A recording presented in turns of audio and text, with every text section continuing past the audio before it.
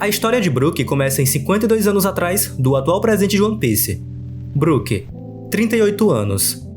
No West Blue, ele entrou numa tripulação pirata, os Piratas Rumbar, comandados pelo Capitão York.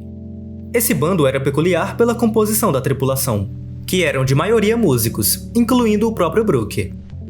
Não se sabe o momento exato em que o Brook se tornou músico.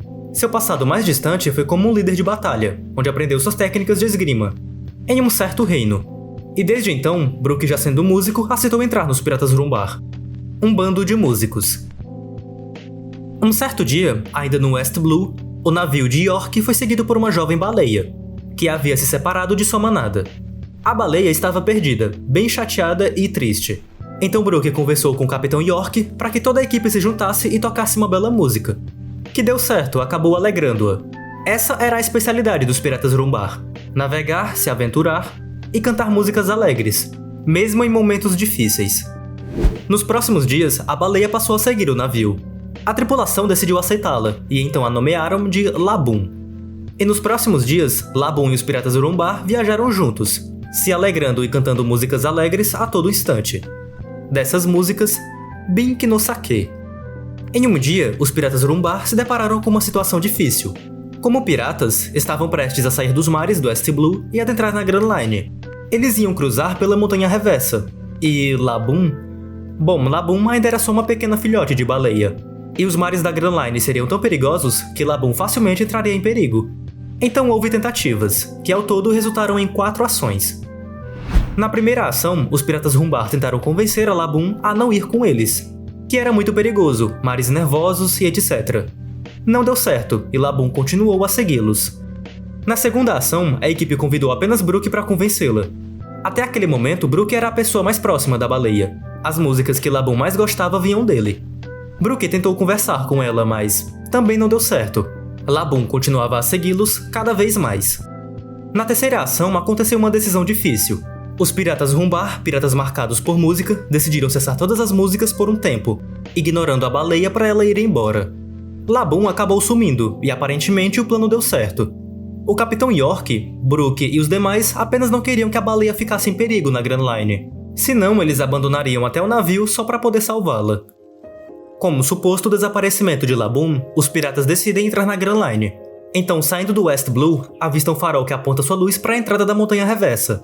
Todos avançam em meio à tempestade e finalmente entram na Grand Line. Só que, ao aterrissarem, descobrem que Laboon os seguiu ocultamente. Então a baleia também passou pela Montanha Reversa. O período sem músicas foi encerrado e todos passaram a tocar Binks no Sake e músicas alegres novamente. Voltaram a festejar com Laboon. Ao entrar na Grand Line, o barco também ficou bastante quebrado e precisava ser reparado. Então se hospedaram por 3 meses nas áreas de Crocus. Brook e o Capitão York depois conversaram com Laboon. A ambição deles era avançar por toda a trilha de mar da Grand Line, chegar do outro lado da Red Line e novamente avançar e avançar, até dar a volta completa pelo mundo e novamente retornar para a Montanha Reversa, onde Crocus está hospedado. Então vem a quarta ação, eles fazem uma promessa a Laboon. O mar é muito perigoso e eles prometem que vão buscá-la novamente, depois de alguns anos. Laboon então fica nos cuidados de Crocus. Os Piratas Rumbar voltam a navegar e começam uma jornada na Grand Line. Laboon, vamos cruzar todo este imenso oceano. Se passará alguns anos, mas nós retornaremos. Juro que vamos te buscar. E até lá, trate de crescer e ficar bem forte. Após partirem, os Piratas Rumbar enfrentaram vários desafios pela Grand Line. Continuavam a cantar mesmo nos momentos difíceis. Mas, um dia aconteceu uma desgraça. Uma doença incurável, adquirida na viagem em uma floresta, atingiu o Capitão York, e também a outros membros do bando. O médico da equipe não conseguia curá-los, então York tomou uma decisão difícil. Decidiu levar ele mesmo e os infectados no navio, evitando que a doença se espalhe contra Brook e os ilesos. O Capitão York com os outros doentes se separaram. Infelizmente não conseguiram cumprir suas ambições e promessas com Laboon. E então, os Piratas Rumbar perdem metade dos seus membros. Brook agora era como um novo capitão para os remanescentes. Eles pegam um novo navio e continuam com suas promessas e ambições. No início estava indo bem, mas novamente acontece mais... Sim, mais desgraça. Brook e a tripulação entram no Triângulo de Florian. Florian Triangle é uma região misteriosa do mundo de One Piece. um amontoado de névoas densas próximas a Enies Lobby, Arquipélago Sabaody e etc. Ao entrar nessas névoas, a equipe é atacada por piratas inimigos. A tripulação teve uma completa derrota, todos ficaram acabados. E para fechar, os inimigos colocaram veneno nas suas armas, o que fez com que Brook e toda a equipe destroçada fossem infectados. Para fechar ainda mais, o médico morreu durante o ataque inimigo, então não havia mais uma forma de cura. O navio estava arrebentado, Brook e outros feridos, infectados por veneno, sem médico, perdendo suas forças e só esperando a morte buscá-los. Brook, nesse ponto, havia consumido a Yomi Yomi no Mi, a fruta da ressurreição. Uma fruta que pro bando era só uma lenda, ninguém sabia se os poderes de uma fruta do diabo eram verdadeiros. Mas Brook sugeriu uma ideia para seus companheiros. Colocou um tone dial que comprou de um comerciante e pediu para que todos tocassem uma música, Binks no Sake.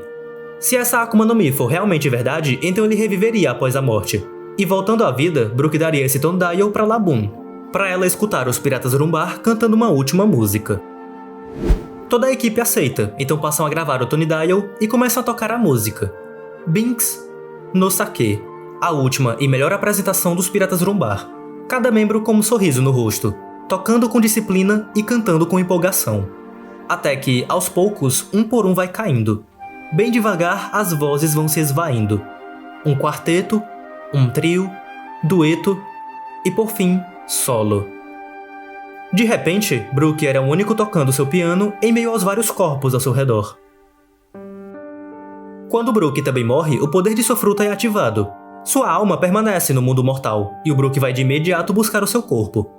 Só que, pelas névoas do ambiente serem muito densas, tão densas que nem a luz do sol chega na região, Brook não consegue achar seu navio, então acaba procurando seu corpo por 1 ano. E depois de 1 ano nessas névoas, lá está seu cadáver. Toda a carne se decompôs, sobrando apenas ossos, e um afro por suas raízes serem fortes. E Brook retorna mesmo assim. Agora sendo um esqueleto vivo, falante, nada mais que solidão. Uma completa solidão. Os ossos e crânios da sua tripulação, um barco totalmente quebrado, com um leme quebrado, e o que restava a Brook era se deixar ser guiado pelas águas, em rumos aleatórios e misteriosos, no completo desconhecido. Anos, décadas, uma pressão, solidão, escuridão. Brook ficou 50 anos isolado em Florian Triangle, tempo que pode levar qualquer pessoa à loucura.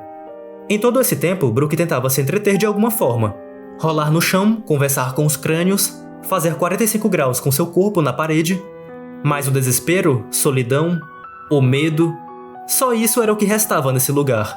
Brook já sonhou com sua tripulação ainda viva. Nos dias de diversão, dias de música, dias de batalha, festas e alegria. Até acordar e voltar à fatídica realidade sombria e solitária. Durante anos, Brook já desejou morrer novamente. Mas o tone dial gravado com Binks no Sake de sua tripulação era o que mantinha firme. Aquele tone dial, a promessa com Labum, era a única ponta que o segurava contra a insanidade. 5 anos antes do início de One Piece, o barco de Brook atraca no gigantesco navio-ilha Trailer Bark. Ele desembarca e descobre várias criaturas feias e estranhas. Ele acaba capturado por Gekko Moria e tem sua sombra arrancada. Roubada. Antes de ser jogado novamente à deriva em seu navio, ele vê como Moria criava os zumbis.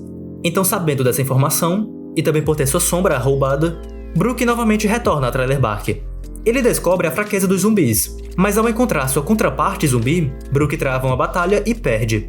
A esgrima de Brook, combinadas a um corpo de Ryuma, eram muito poderosas. Então, derrotado, pediu por misericórdia e acabou fugindo de Trailer Bark. Nos próximos 5 anos, Brook treinou constantemente para ficar mais forte. Sem sua sombra, ele não poderia sair de Florian Triangle, senão a luz do sol o desintegraria. Ou seja, praticamente sem corpo, sem companhia, 50 anos jogados fora e ainda sem liberdade, sem a chance de sair desse pesadelo. Brook retornou ao seu navio para treinar e, novamente, mais uma vez retornar a Trailer Bark, tentar derrotar o Ryuma e recuperar sua sombra. Mas depois de 5 anos, um navio com proa de leão também entra em Florian Triangle. Estes eram os Chapéus de Palha. Luffy, Nami e Sanji encontram um esqueleto falante, e de várias perguntas a se fazer como: por que você não tem sombra? Como você está vivo? Por que você fala? O que é este lugar? O que acontece com este mar? As perguntas que se destacaram foram: você caga? Quer entrar pro meu bando? Sim, este é o Luffy.